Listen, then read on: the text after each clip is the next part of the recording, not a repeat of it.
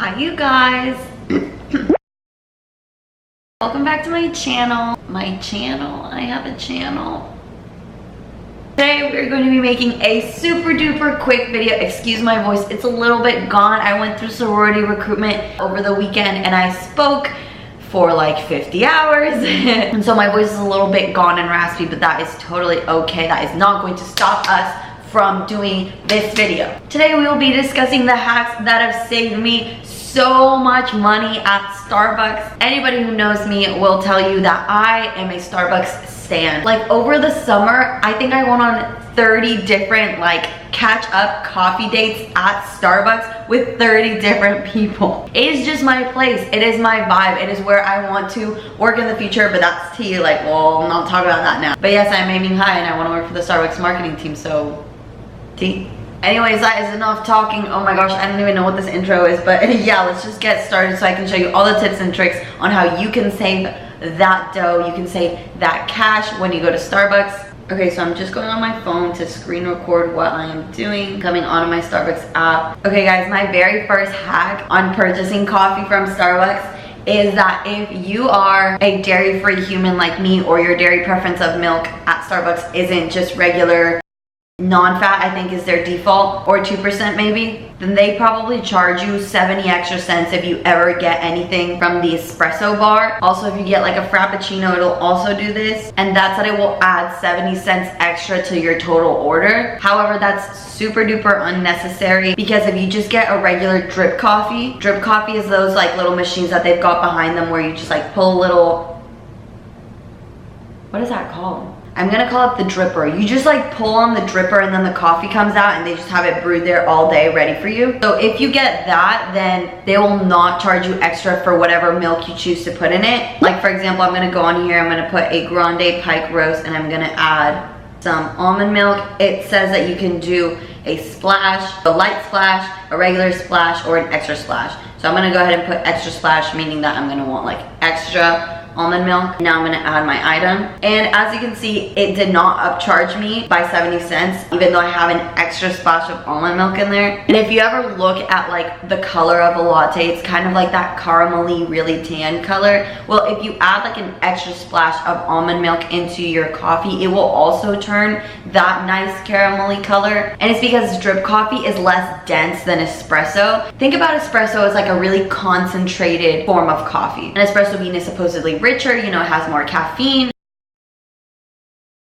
And that is one of the things that makes it more expensive, but that doesn't necessarily mean that it compromises on taste, because espresso in itself is a little bit more bitter than regular coffee, which is why a lot of people choose to drink black coffee rather than espresso. Because like, let's say you drink like an 8-ounce cup of black coffee, so that's gonna taste a little bit smoother, a little bit less bitter, and you can drink it anywhere from like hot to like warm, and it's still like decent in flavor. An espresso shot on the other hand, you pretty much have to drink when it's really hot, because the chemistry of the espresso shot will cause the flavor to become more bitter a lot faster. So you kind of have to drink it between that like fresh period when it's really hot. Well, not necessarily really hot, but it has a shorter window of time where you should drink it plain for it to have like optimal taste. However, when you pair these two with milk, you can kind of drink them like whenever, and it's just like smooth sailing. Oh my gosh, smooth sailing. Like coffee, how people call it smooth. Like, oh my gosh, jokes. Speaking of coffee, I made myself a pumpkin spice latte this morning.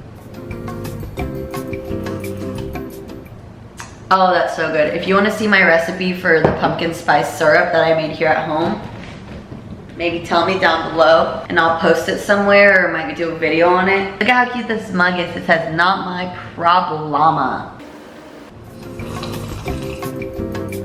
2019 vibes, I tell ya. Okay, but back to all this. Let's say you're really into lattes. So a latte is just like a little bit of steamed milk. It has a little bit of foam in it, not too much. And then it's got the espresso shots at the bottom. And I believe the amount of milligrams of caffeine that Starbucks does per espresso shot, which is called a solo, that's a single shot, it has 75 milligrams of caffeine. And then if they pull a doppio, which is usually what they do for most drinks, it'll contain 150 milligrams of caffeine. So let's say you're really into coffee and milk and you're a latte person. Let me blow your mind here real quick. So if you get a cafe latte size grande, and that one has 2 shots, so it's 150 milligrams of caffeine, and you get it with almond milk. So I'm gonna come into here and I'm gonna switch my milk choice to almond milk. I'm gonna add item, and I'm gonna be getting a coffee with milk, that's a latte, for a total of $5.03. But the actual price of just a latte is gonna be like $4.65 with the upcharge for the milk. Now, let's say I get the same thing, a coffee with milk, but instead I get it from the drip coffee section. And we already saw this at the same size, grande. These ones are going to have a little bit more caffeine. Right, so if you get a grande Pike Place roast, it's gonna have 310 milligrams of caffeine. So that's double the caffeine that you were getting in the first one. I'm gonna go ahead and add some almond milk. I'm gonna put extra, so if you really like the very light colored coffee, I think like in Europe they call it a white coffee, you can go ahead and get it just like that real similar color to the latte. And so that one's just $2.45. So that is halving the price of your coffee with milk. Like, that's pretty good. All right, next, let me blow your mind a little bit more. So let's say that you wanna get a flavored drink like a pumpkin spice latte. So if you have your app, you can just click on the pumpkin spice latte and see how they kind of prepare it. So like on here, it says that they've got 2 shots of espresso and they've got 4 pumps of pumpkin sauce with regular pumpkin spice topping, regular whipped cream, and then obviously the milk. And this one has got 150 milligrams of caffeine because they've got those 2 espresso shots in there. So I'm gonna go ahead and change my milk into an almond milk. And then I'm gonna come over to my brewed coffee. I'm gonna go ahead and pick a different roast. So we were previously picking the Pike roast. I'm gonna go ahead and pick the featured dark roast. So now I'm just gonna click on add in, put in that almond milk, that extra almond milk. I'm gonna save, I'm gonna go on to flavors. I'm gonna add pumpkin sauce. So as you saw from the PSL recipe, it has 4 pumps of pumpkin sauce. So I'm gonna go ahead and add the 4 pumps of pumpkin sauce. I'm gonna save, I'm gonna go over to toppings, and I'm going to add the pumpkin spice topping, and then whipped cream, if you want whipped cream. Save. Okay, and this one, as we discussed before, has 260 milligrams of caffeine. This one's a little bit different. The reason it's not the 310 is because we were previously looking at the Pike Place, which is a light roast. Light roast will always contain more caffeine than a dark roast or a medium roast. It kind of goes in that order. The lightest roast is gonna have the most caffeine, and the darkest is going to have least caffeine. So this one, being a featured dark roast, only has 260 milligrams of caffeine. However, that's still almost twice as much as you're getting in the pumpkin spice latte. Same size, grande, same size. So now I'm gonna come over here and review my order. As we can see, the pumpkin spice latte is about $5.65 without tax. And then the featured dark roast is $3.55. That's almost half the price, ladies and gentlemen. So let me go back real quick and edit this order. If I take out the pumpkin spice topping, which is just like that little like powder that they put over top of the foam on the pumpkin spice latte. So I went to Starbucks and I went up to the sweetener bar to kind of like get my stuff together. The sweetener bar is just where they've got all those sweeteners. They've got like that vanilla powder, they've got nutmeg, they've got cinnamon. And for the season, I don't know if it was just my Starbucks coincidentally, but they also had out the pumpkin spice topping in the bar. So like for free. As you saw, it charged me 50 cents for them to add it over top. If you just want to go over to the bar and put it on yourself, you can save those 50 cents. And then your drink only actually costs $3.05, which if I do the math here real quick, is 46% cheaper. So that's almost completely half off. That's over 45%. You're almost at that 50% mark, which is wild, you guys. Like, let's round that out. So like, let's say we're gonna say that the pumpkin spice latte is $6 with tax, because it is $6.05. I know because I pay it.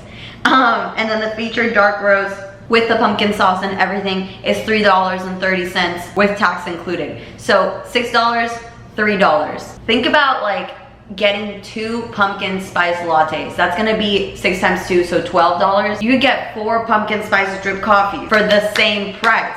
The same price. Oh, and I know I didn't even mention this, but like I left the whipped cream in there. It was a free upcharge. So that is my sole tip that I've got for you today. I've got a couple other ones. However, my camera is running out of battery. So if you want to see another tips video on how to save money at Starbucks, almost 50%.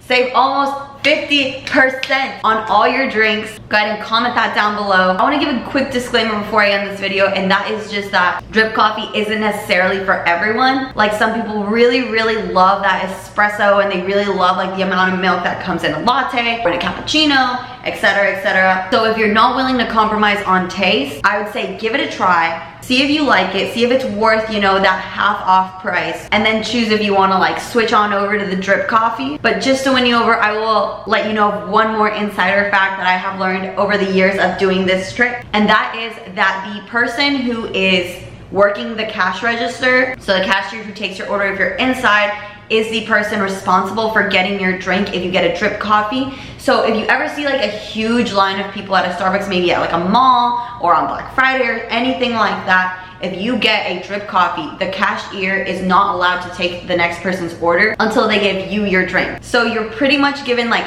princess, king, like #1 celebrity like treatment just because you got a drip coffee, and just because that's kind of how they set up their stores. So if you want to get your coffee fast, if you're ever in a hurry, you know, you can always get a drip coffee, and you'll be sure that that's the first thing that they're gonna have out for you. And lastly, this is just like a pro for me personally. I don't love like getting my lattes from Starbucks whenever they're like extremely hot temperatures. So I usually have to ask for them in kids temperature, because I just want to like be able to drink it. Like, I want to get the drink and I want to drink it. But it can be so hard because like obviously you'll forget to tell them. Then you have to wait probably like, at least for me, it's like 20 to 30 minutes for that hoe to cool down because they make it so hot. And there's nothing wrong with that. Some people really like that really hot coffee, but I just like prefer for it to be kind of like a palpable temperature. I would say anywhere from 110 degrees, but most people, like the common person, is not gonna know like about how much that is. But if you're a barista, oh, by the way, that's how I know all these like coffee facts, because I was a barista at a I worked as a barista when I was younger at 2 different stores. So that's how I know a bit about coffee, but not necessarily about Starbucks. Everything I know about Starbucks is from personal experience. And then a ton of digging that I've done on my phone, just like playing with the app left and right, which I encourage you to do also. Play with the app, see if you can find other hacks for yourself. And maybe like let me know if you like find something really cool. But yeah, so the coffee can be really hot, but if you get like any of the drip coffees, those are kind of been sitting there for a bit, because they just leave them there for like X amount of time. I think it's like 1 to 2 hours, and then they replace them. Don't quote me on that. I'm not sure how long they leave them there for before they switch, but they have a warmer underneath them, so it maintains it like at a decent temperature. And every time I get a drip coffee, it's usually at the perfect temperature for me to just start sipping on it. And that is like the best thing in the world to me, because I just want to get that coffee in my body. And I'm not like the hugest iced coffee lover. Plus, like when it's winter, I'm not trying to get a nice coffee. You know, okay. All right, y'all, that was absolutely everything that I had to say today. I hope you have a wonderful rest of your week, and I will see you next week with some more content. This has been me signing off. Subscribe. I love ya. Bye.